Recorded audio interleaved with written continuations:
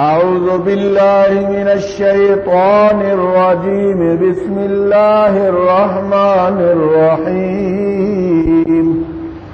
ألف لام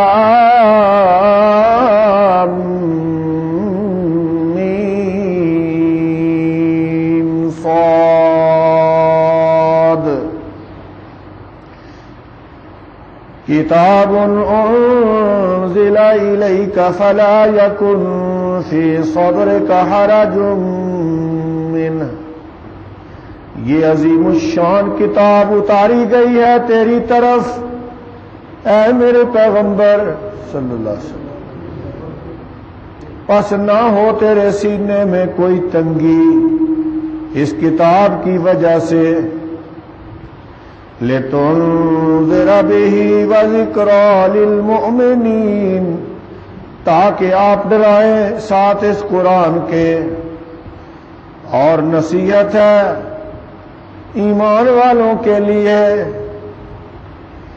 اتبعوا ما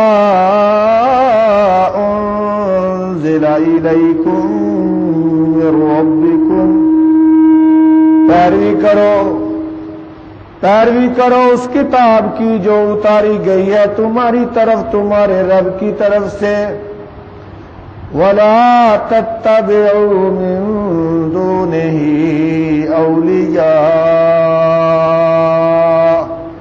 اور مت پیروی کرو اس کے سوا دوستوں کی. قَلِيلًا مَا تَذَكَّرُونَ، تھوڑی ہی ہے تم نصیحت پکڑتے ہو. برائے نام تم دھیان دیتے ہو. وَكَمْ مِنْ قَرْيَةٍ أَهْلَكْنَاهَا، اور کتنی بستیاں تھیں ہم نے ان کو ہلاک کر دیا تھا.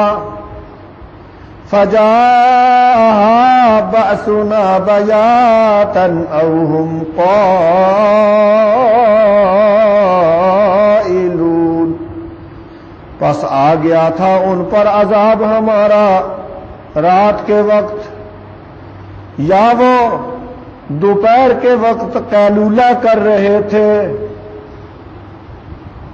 کیا کر رہے تھے؟ فَمَا كَانَ دَعْوَاهُمْ إِذْ جَاءَهُمْ بَأْسُنَا، پس نہیں تھی پکار ان کی جب آیا تھا ان پر عذاب ہمارا. إِلَّا أَن قَالُوا إِنَّا كُنَّا ظَالِمِينَ، مگر یہ کہ وہ کہنے لگے تھے بے شک ہم قصوروار ہیں، بے شک ہم ظلم کرنے والے تھے. فَلَنَسْأَلَنَّ الَّذِينَ أُرْسِلَ إِلَيْهِمْ، پس ضرور ہم سوال کریں گے ان لوگوں سے جن کی طرف رسول بھیجے گئے تھے. وَلَنَسْأَلَنَّ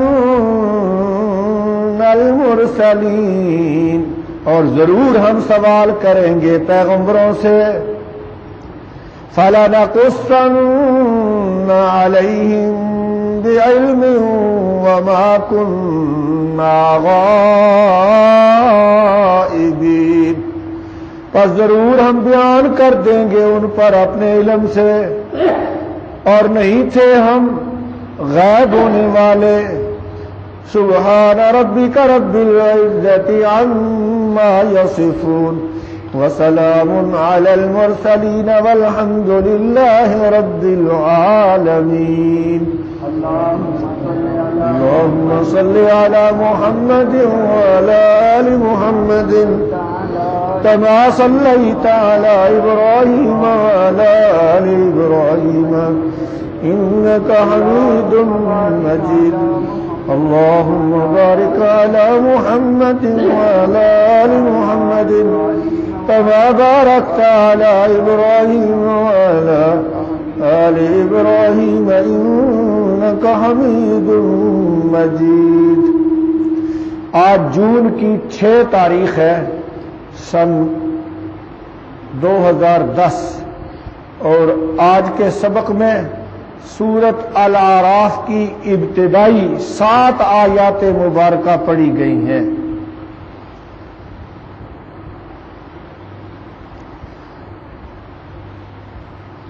یہ سورت اعراف بھی مکے میں نازل ہوئی، اس لیے اس سورت میں بھی عقائد ہی بیان ہوئے ہیں۔ کیا چیز بیان ہوئی؟ عقیدے۔ اور اس سورت میں کل 206 آیات ہیں اور 24 رکوع ہیں۔ مکی صورت ہے، اس لیے قرآن پاک پر بڑا زور دیا گیا ہے کہ اگر ہدایت لینی ہے تو قرآن سے ملے گی۔ ہدایت کہاں سے ملے گی؟ قرآن پاک سے۔ اور اس صورت میں قیامت کا مسئلہ بار بار دورا کر بیان کیا جائے گا۔ آدم علیہ السلام کی تخلیق کا ذکر بھی ہے، یہ بتانے کے لیے کہ آدم علیہ السلام کو ہم نے اپنی ساری مخلوق میں اونچی شان اس لیے دی کہ ان کو ہم نے امتحان میں ڈالا تھا۔ اور انسان کو مکلف بنایا ہے۔ نہ ماننے والوں کے انجام کو بھی بتایا، کتنی قوموں کے قصے اس صورت میں آئیں گے۔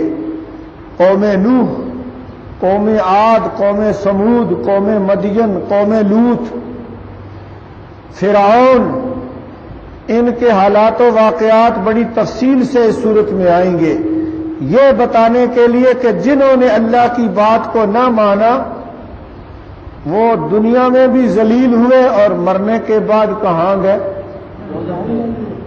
جہنم گئے۔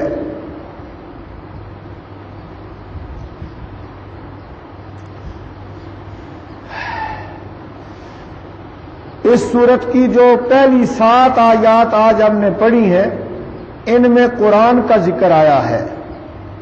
سب سے پہلے حروف مقطعات آئے ہیں جن کا صحیح مفہوم اللہ ہی جانتا ہے۔ کون جانتا ہے؟ البتہ بعض اہل علم کا خیال ہے کہ یہ اللہ کے نام ہیں، یہ اللہ تعالیٰ کے نام ہے۔ جیسے الف سے اللہ کہا جائے، لام سے لطیف باریک بین، میم سے مجید دعائیں قبول کرنے والا، سواد سے سمد بے نیاز۔ سمد کا معنی بے نیاز۔ دیگر اس کے مطالب بھی بیان کیے گئے ہیں۔ واللہ اعلم بالصواب۔ اللہ فرماتے ہیں یہ عظیم الشان کتاب ہے قرآن پاک، یہ قرآن پاک عظیم الشان کتاب ہے، یہ کسی انسان کا کلام نہیں بلکہ تیرے رب کی طرف سے اتارا گیا ہے۔ یہ کتاب کس کی ہے؟ اللہ کی۔ لیکن دیکھ لو اللہ کی کتاب کی ناقدری، انسانوں کی لکھی ہوئی کتابیں پڑھی جاتی ہیں، ان کے امتحان بھی دیے جاتے ہیں، اللہ کی کتاب نہ کوئی پڑھتا ہے نہ کوئی امتحان ہے۔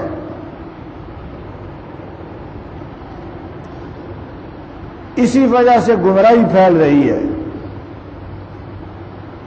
اللہ فرما رہے ہیں یہ عظیم الشان کتاب اے میرے پیغمبر ہم نے تیرے اوپر نازل کی ہے، لہذا اس کتاب کی وجہ سے تیرے سینے میں گھٹن اور تنگی نہیں آنی چاہیے۔ گھٹن اور تنگی اس لیے کہ جب حضور لوگوں کو یہ قرآن سناتے تھے تو لوگ مانتے نہیں تھے، بے رخی کرتے تھے، برا بھلا کہتے تھے، جس سے آپ کا سینہ تنگ ہوتا تھا، جس سے آپ کا سینہ تنگ ہوتا تھا، پریشان ہوتے تھے۔ جیسے آج ہم بھی پریشان ہیں کہ دائیں بائیں انسانوں کی بستیاں ہیں، ایک ایک گھر میں 20 پڑے ہوئے ہیں لیکن قرآن نہیں سنتے، بلکہ ہم جو یہاں بیٹھے ہوئے ہیں ہمارے گھروں میں کتنے پڑے ہوئے ہیں؟ کیوں جی تھوڑے گھر چ کوئی پڑھیا ہے کہ کوئی؟ تھوڑے گھر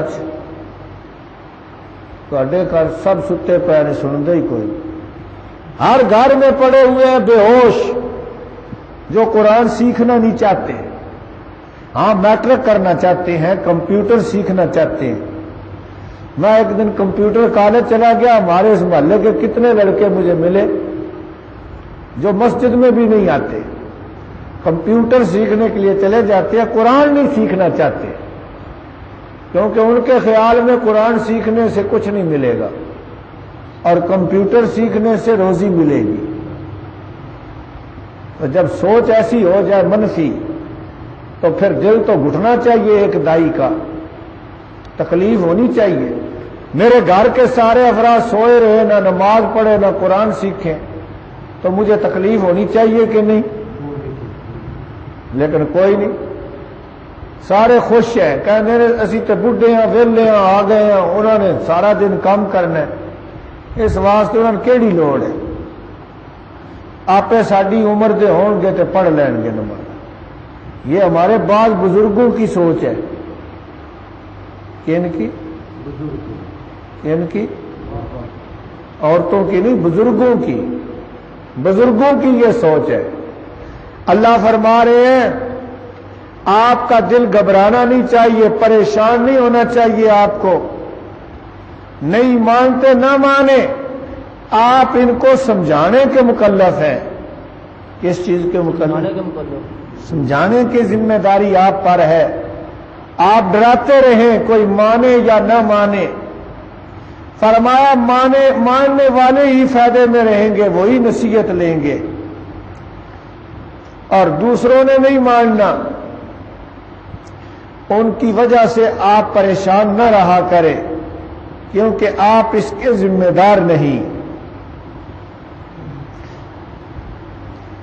پہلے نبی سے اللہ نے بات کی، پھر امتیوں سے بات کی۔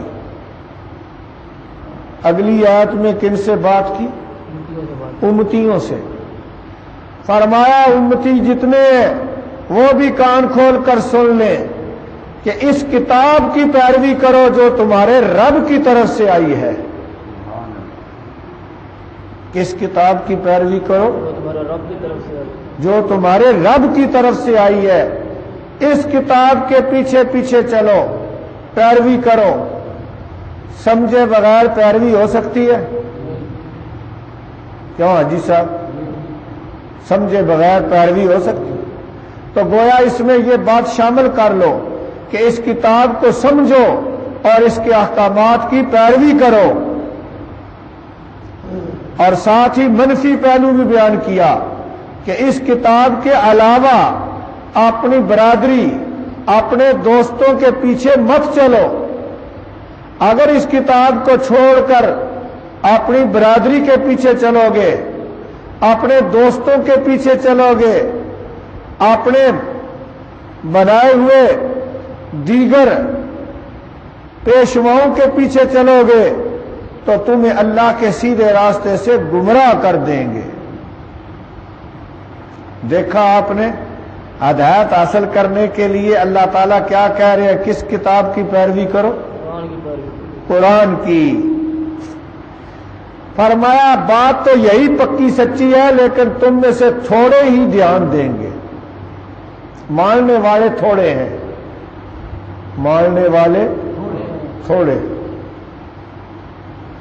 بلکہ اب تو صورتحال یہ ہے کہ قرآن پاک اگر چاولوں کے لیے پڑھا جائے تو کتنی دنیا آ جاتی ہے، قرآن کو ہدایت کے لیے پڑھا جائے، سمجھانے کے لیے تو کوئی آتے ہی نہیں۔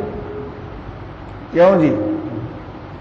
ایتھے کسی دن دیگ پکاؤ کھا سویرے سارے ارا پرا اطلاع دیو جی، سویرے سویرے دیگ وچ مرغے دیاں بوٹیاں بھی ہون گیاں، سارے آ جائیں۔ ہدایت کے لیے کوئی قرآن پڑھنا چاہتا، یہ بدقسمتی ہے۔ اللہ نے فرمایا تھوڑے لوگ ہیں جو دھیان دیتے ہیں، تم میں سے برائے نام ہی ہے جو توجہ کرتے ہیں۔ پھر اللہ دھمکی دے رہے ہیں اس سے اگلی آیت میں، آیت نمبر 4 میں۔ پہلے اللہ نے سمجھایا، سمجھانے کے بعد اب نہ ماننے والوں کے لیے دھمکی، نہ ماننے والوں کے لیے دھمکی دے رہے ہیں۔ کون دھمکی دے رہا ہے؟ اللہ تعالی۔ اللہ دھمکی دے رہے ہیں، فرما رہے ہیں تم سے پہلے کتنی قومیں تھیں، بستیاں تھیں جنہوں نے اللہ کی دی ہوئی ہدایت کی طرف توجہ نہ دی، نتیجہ یہ نکلا کہ ہم نے ان کو ہلاک کر دیا تھا، ہم نے ان کو، یہاں ذرا اختصار ہے، آگے تفصیل آ جائے گی کتنی قومیں ہلاک کی، ان قوموں کے قصے آ جائیں گے۔ فرمایا ان قوموں پر ہمارا عذاب رات کے وقت آ گیا۔ کب آ گیا؟ رات کے وقت، بڑے مزے سے سوئے ہوئے تھے، اوپر سے عذاب آ گیا۔ رات کو اپنی خوش گپیوں میں مصروف تھے، زنا کاریوں میں مصروف تھے، اوپر سے ہمارا عذاب آ گیا۔ اور بعضوں پر اس حالت میں عذاب آیا کہ وہ دوپہر کے وقت قیلولہ کر رہے تھے۔ کیا کر رہے تھے؟ قیلولہ کیا ہوتا ہے؟ ہاں، دوپہر کے وقت سونے کو قیلولہ کہتے ہیں۔ دوپہر کے وقت عذاب آ گیا۔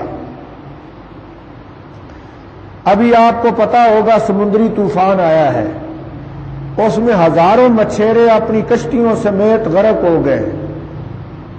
ساحل سمندر پر بھی کتنی بستیوں کو اٹھا دیا گیا ہے، خطرے میں ہے وہ۔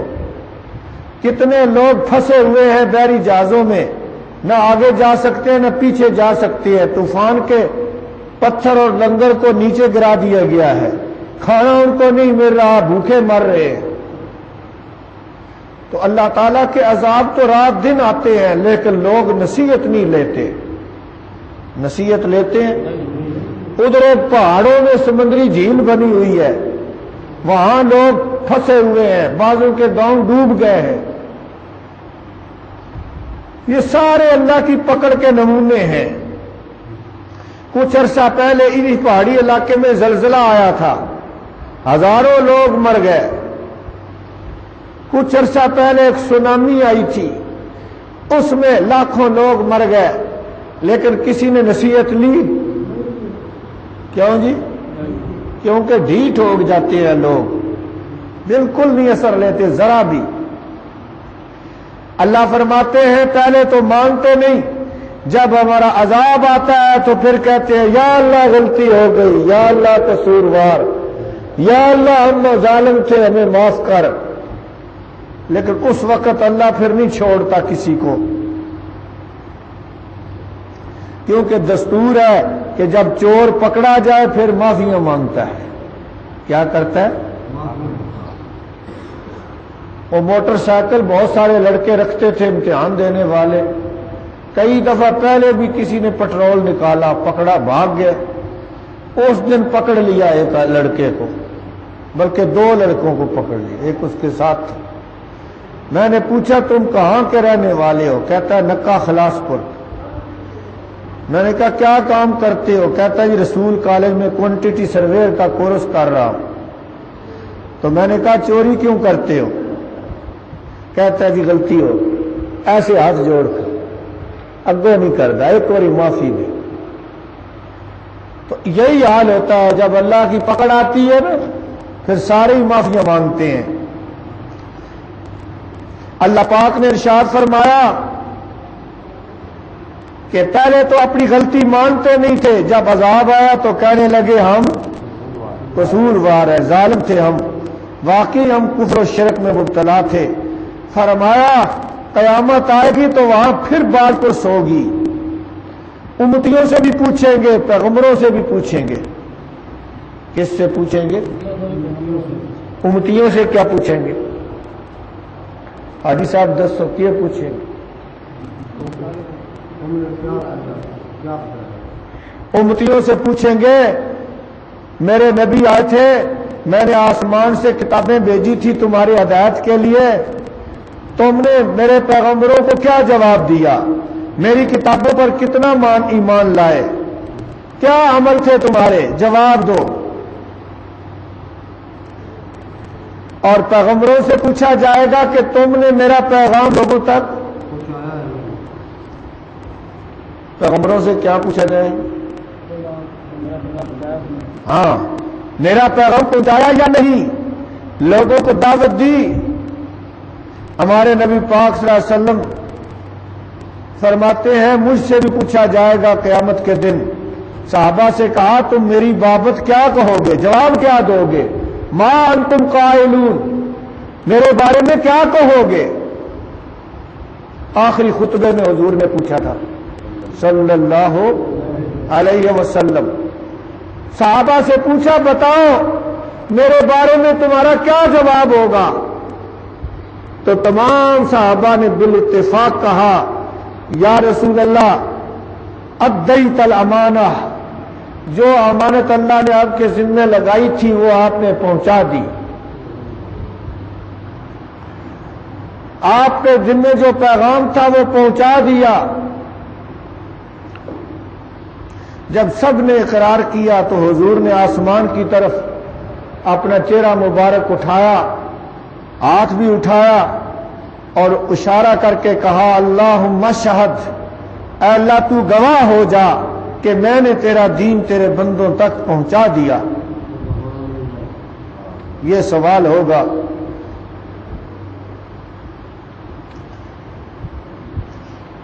فرمایا قیامت آئے گی تو ہر آدمی کی زندگی کے حالات و واقعات، اس کی زندگی کے اعمال ہم بتا دیں گے اپنے علم کے ساتھ، کیونکہ اللہ کا علم لامحدود ہے، ذرے ذرے کو اللہ جانتے ہیں۔ ہر آدمی کے حالات و واقعات، اس کے اعمال کی ہم خبر دیں گے، اس لیے کہ ہم کوئی غائب ہونے والے نہیں تھے۔ کوئی چیز اللہ سے پوشیدہ ہے؟ کوئی نہیں۔ اللہ غائب نہیں، ہر وقت حاضر ہے۔ حاضر ناظر ہونا کس کی صفت ہے؟ اللہ کی۔ اللہ ہر چیز کو جان رہا ہے، دیکھ رہا ہے، کوئی چیز اللہ سے پوشیدہ نہیں۔ یہ صفت صرف اللہ کی ہے۔ یہ صفت کس کی ہے؟ صرف اللہ کی۔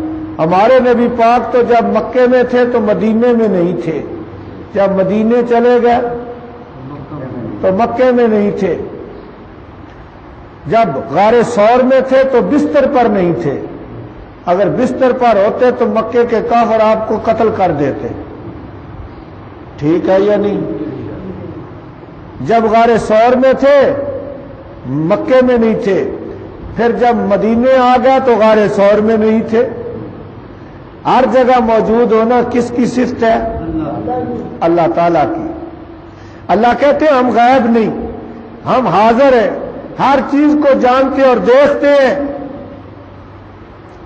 لیکن مفتی عامر یار کو کون سمجھائے، جس نے ضد میں آ کر لکھ دیا ہے اپنی کتاب جال حق میں کہ اللہ تعالیٰ کو حاضر ناظر کہنا بے دینی ہے۔ اللہ تعالیٰ کو حاضر ناظر کہنا بے دینی ہے۔ حاضر ناظر ہونا تو یہ رسول خدا کی شان ہے، اللہ کے رسول کی شان ہے حاضر ناظر ہونا۔ سو گئے تو الٹ عقیدے لوگوں نے گھڑ لیے۔ دعا کرو قرآن کے مطابق اللہ عقیدے نصیب فرمائے۔ ارشاد فرمایا الف لام میم صاد حروف مقطعات کتاب انزل الیک، یہ عظیم الشان کتاب ہے، اتاری گئی ہے تیری طرف۔ کس کی طرف؟ حضور کی طرف۔ فلا یکن فی صدرک حرج منہ، پس نہ ہو تیرے سینے میں کوئی تنگی اس کتاب کی وجہ سے۔ من تعلیلیہ ہے، اس قرآن کی وجہ سے۔ لتنذر بہ، تاکہ تو ڈرائے ساتھ اس کے، وذکریٰ للمؤمنین، اور نصیحت ہے ایمان والوں کے لیے. کیا چیز نصیحت ہے؟ قرآن. اتبعوا ما انزل الیکم من ربکم، پیروی کرو جو اترا گیا تمہاری طرف تمہارے رب کی طرف سے. کیا اتارا گیا؟ قرآن پاک.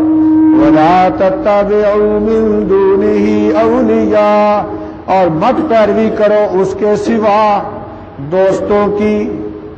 اللہ کے سوا کسی کی پیروی نہ کرو، نہ برادری کی نہ دوستوں کی. دوستوں کے پیچھے تو لوگ مر جاتے ہیں نا. کوئی کام نہ بھی کرنا ہو دوست کہے نہیں جانا ہے چل پڑتے. ماں باپ کہتے رہے ان کی بھی نہیں سننی. کیوں جی؟ دوستوں کی مانتے ہیں یا ماں باپ کی؟ دیکھ لو. اللہ کہتا ہے دوستوں کی نہ مانو، اللہ کی مانو، قرآن کی مانو. قلیلا ما تذکرون، تھوڑا ہے جو تم نصیحت پکڑتے ہو. اس کے دو معنی ہیں. ایک تو یہ ہے کہ تم تھوڑا ہی مانتے ہو، تھوڑا ہی نصیحت لیتے ہو، یعنی بالکل نہیں لیتے. دوسرا مطلب ہے تم میں سے تھوڑے لوگ دھیان دیتے ہیں، زیادہ توجہ ہی نہیں دیتے. تیسرا مطلب یہ ہے کہ دھیان دیتے بھی ہو تو تھوڑا سا دھیان دیتے ہو، پوری توجہ نہیں. وَكَمْ مِنْ قَرْيَةٍ، اور کتنی بستیاں تھیں. یہ کم استفہامیہ یا خبریہ حاجی صاحب کو نہیں پتا؟ ہاں بہت ساری بستیاں مراد ہے. اور کتنی بستیاں تھیں ہلاک کیا ہم نے ان کو. فَجَاءَ بَأْسُنَا بَيَاتًا، پس آیا تھا ان پر عذاب ہمارا رات کے وقت. أَوْ هُمْ قَائِلُونَ، یا وہ قیلولہ کر رہے تھے. قیلولہ کس کو کہتے ہیں قاری صاحب کو نہیں پتا؟ قیلولہ اگر آپ تھوڑا پہلے آتے تو بتا دیتے. آپ دوپہر کے وقت آرام کرنا. فَمَا كَانَ دَعْوَاهُمْ، پس نہیں تھی پکار ان کی. اِذْ جَاءَهُمْ بَأْسُنَا، جب آیا ان پر عذاب ہمارا. إِلَّا أَن قَالُوا، مگر یہ کہ وہ کہہ رہے تھے إِنَّا كُنَّا ظَالِمِينَ، بے شک تھے ہم ظالم. فَلَنَسْأَلَنَّ الَّذِينَ أُرْسِلَ إِلَيْهِمْ، پس ضرور ہم سوال کریں گے ان لوگوں سے، ان امتیوں سے رسول بھیجے گئے تھے ان کی طرف. وَلَنَسْأَلَنَّ الْمُرْسَلِينَ، اور ضرور ہم سوال کریں گے پیغمبروں سے. فَلَنَقُصَّنَّ عَلَيْهِمْ بِعِلْمٍ، پس ضرور ہم بیان کر دیں گے ان پر اپنے علم سے، یعنی ان کی زندگی کے سارے کام اچھے برے سب بتا دیں گے. وَمَا كُنَّا غَائِبِينَ، اور نہیں تھے ہم غائب ہونے والے، یعنی ہم سے کوئی چیز پوشیدہ نہیں تھی. لوگوں کی نیکیاں برائیاں، ماننا نہ ماننا، ہر چیز ہمارے سامنے ہے. دعا ہے اللہ تعالی ہم سب کو قرآن کو سمجھنے کی اور عمل کرنے کی توفیق عطا فرمائے. آخر دعوانا الحمدللہ رب العالمین. آتنا فی الدنیا حسنہ وفی الآخرۃ حسنۃ وقنا عذاب النار وقنا عذاب القبر وقنا عذاب الحشر وقنا عذاب المیزان. اے اللہ بیماروں کو شفا عطا فرما، بے ہدایتوں کو ہدایت عطا کر، اسلام کا بول بالا فرما. اے اللہ قرآن پاک کو سمجھ کر پڑھنے کی توفیق عطا فرما. اے اللہ اس کا ترجمہ ہر مسلمان عورت کو سیکھنے کی توفیق عطا کر، جو پڑھتے سنتے ہیں اس پر عمل کرنے والا بنا. اے اللہ قیامت کے دن کی سختیوں سے بچا. اے اللہ آخرت کی منزلیں آسان کر دے. ربنا تقبل منا انك انت السميع العليم وتب علينا انك انت التواب الرحيم. وصلى الله تعالى على رسوله محمد وآله واصحابه اجمعين برحمتك يا ارحم الراحمين.